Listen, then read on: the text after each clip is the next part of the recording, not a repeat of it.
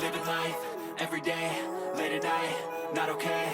All I want, and I pray, all I need are some better days. Fuck me, I'm looking in the mirror, so foggy, but I've never seen clearer. I don't really think anyone can save me, and honestly I'm not really sure I want saving. I like to be my own worst enemy. There's no risk if you don't try at anything, so I'ma just keep buying everything. See you in the next life, have to be a better me. I don't think that my head's on straight, gotta flip it and grip it and go and get an x-ray.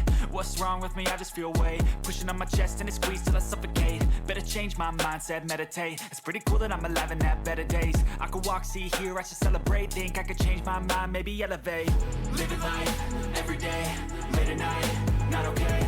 All I want, and I pray, all I need are some better days. Yeah, all I need are some better days. Cause all I want, and I pray, I believe in the better days. I'm kinda stuck between a rock and a hard place. Do I work hard or live at my pace? You're only young once, yeah that's all great, but I also want a future where I'm okay. Living life is doing lots of cocaine. Wait no, it's living with no shame. Wait no, it's sleeping in on Sundays. I guess it's different for each of us and that's okay.